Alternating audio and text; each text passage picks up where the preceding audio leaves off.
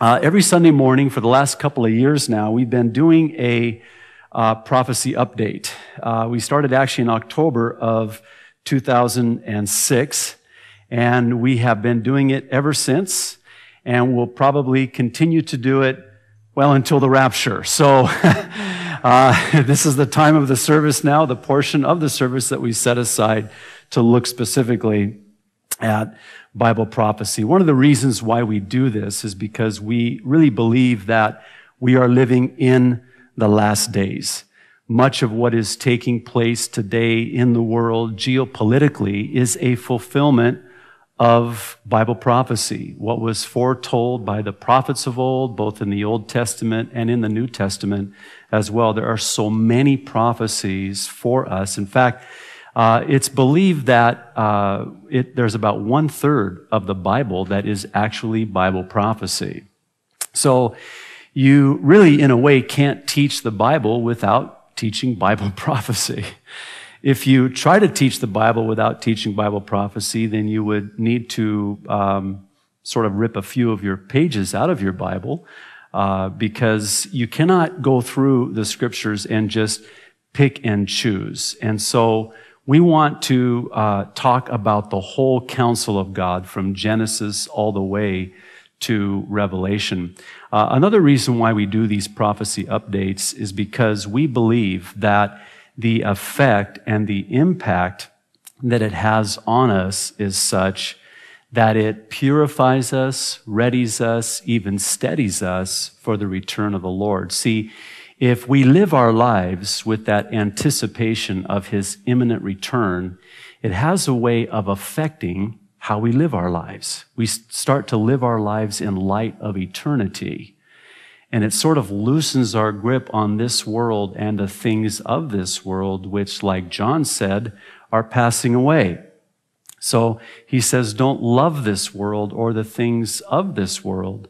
You know, I look at what's taking place here just in the United States, and I wonder how God might use this to sort of take our eyes off of our government, off of this country, and instead put our eyes on the Lord, and in so doing, put our hope in the Lord. Our hope is not here. Why is our hope not here? Because our home is not here. Listen, we're just passing through. We're renting. We're just renting. And to me, it seems like the lease is about up. And soon we'll be relocating to our heavenly home. And I believe that is soon, even very soon, as I see what is taking place in the world today. Typically, we look at Israel. It's been said that Israel is God's prophetic clock. If you want to know what time it is in terms of God's clock, God's timing, just look at the nation Israel. In 1948, May 14th, when Israel, by one vote in the UN, returned as a nation fulfilling a host of prophecies, I believe the clock really began to start ticking. Let me take it a step further. I believe that when Israel returned as a nation in 48 and then recaptured Jerusalem in 67, that the clock started ticking a little bit faster. I'm reminded of what Jesus said in Revelation. John the Revelator recorded it, chapter 20. He said, "Behold, I come quickly." Quickly? You know what? It's interesting about that word quickly. In the original language of the New Testament, the original language of Greek, that word quickly is tachos, where we get our word tachometer. In other words, Jesus is saying, when I come back, things will be revved up. See, what's a tachometer measure in our cars? It measures a set time, but the gauge is gauging the revolutions per minute, RPMs, revolutions per minute. In other words, the time is already set, but things will increase in rapidity, and the intensity and the frequency of that which will take place prior to His coming will be such that it will be likened unto, like what Jesus used, and even the Apostle Paul, a woman in labor. In other words, these will be like birth pains, Matthew 24 says.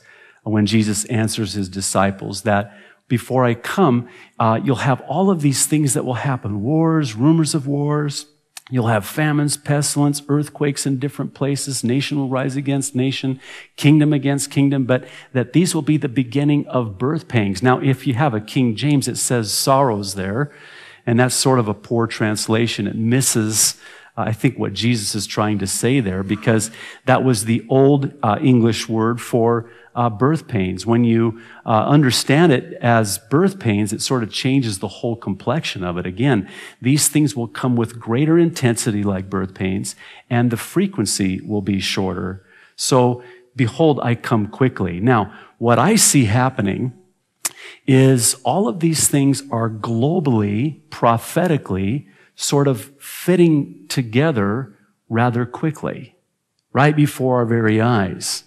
Things are happening, and even while this nation is all caught up in the financial crisis that we're in, this presidential election that we're going to have, it seems that still, even though, we're distracted by all these things, it's still happening, and I believe even more so. I wonder, I look at Putin and Ahmadinejad, and I think that they're taking advantage of the fact that we're embroiled in a financial crisis and an election year to sort of do what they're doing, knowing that it will maybe escape our notice because we're so distracted. Well, be that as it may, today, I was going to talk about Israel and Iran and Russia and Ezekiel 38, as I seemingly always do. I feel like sometimes I only have one string on my guitar of prophecy, and it's an Ezekiel 38 string. And I think maybe one of the reasons for that is because I believe Ezekiel 38 is about to be fulfilled exactly as God, through Ezekiel the prophet, foretold. It is amazing to me. It is unbelievable to me how it is that Russia and Iran are readying this Muslim alliance of nations to attack Israel. And the United States will not come to Israel's aid. And actually, only God will intervene and come to Israel's aid and defeat this army against all odds for the sake of his people, his chosen people, the Jews. Well, again, like I said, I'm not going to talk about that today, even though I just did. But I want to revisit a prophecy today, one that I believe may very well have a prominent place in God's final prophetic program. The prophecy is about a rebuilt Babylon. Though yet future, this prophecy, I believe, has profound implications that are seemingly even more plausible now that we're in the year 2008 and in Iraq and in Afghanistan as well. But it's important to understand that the prophecies about Babylon have been a source of much eschatological debate. Now, I realize eschatological might be a big word. Eschatology is just the study of end times or last days events. So there is amongst those who have made a study of the last days much debate about where this rebuilt Babylon that the scriptures foretell and prophesy about, where will it be? Will it be in ancient Babylon? Some Bible teachers have thought that even the United States is this Babylon. Well, I want to today try and just present what I believe is a possible scenario for Babylon. Now, I want to hasten to say that I'm not dogmatic about this, but I am interested in this because what I see happening seems to fit with what's happening. That might sound like a play on words, but let me begin by listing some facts related to Babylon and its potential place in the possible fulfillment of related Bible prophecy, speaking of Babylon. First of all, Babylon is mentioned some 300 times in the Bible.